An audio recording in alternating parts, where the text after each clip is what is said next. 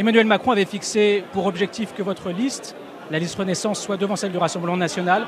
Ce n'est pas le cas. Est-ce que c'est un échec ?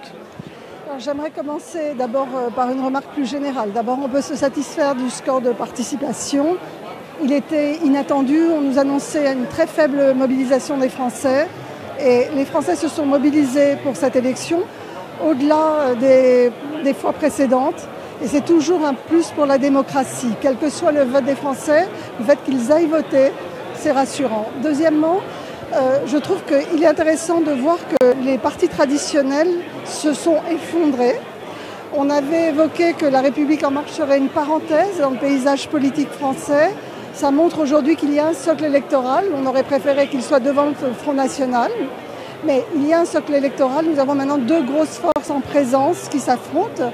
Le Rassemblement national et les partis autour de la République en marche.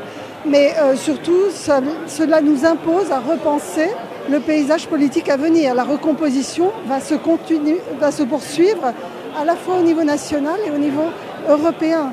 Car en Europe, on assiste à la même chose en réalité. Il y a un affaiblissement des partis traditionnels droite et gauche et un bloc central qui va être renforcé avec plus d'une centaine de députés où vont siéger les députés de la liste Renaissance. À vous entendre, pour vous, ce scrutin valide donc ce nouveau clivage progressiste-populiste. Est-ce que vous lancez un appel aux autres partis traditionnels de droite et de gauche ?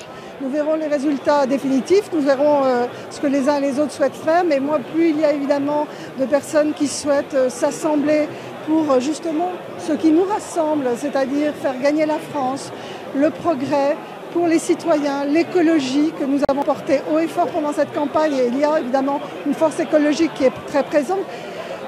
Tout ce que nous pourrons faire ensemble en Europe en faveur des droits sociaux et de l'écologie, nous le porterons avec toutes les gens de bonne volonté, tous les députés de bonne volonté. Je vous remercie.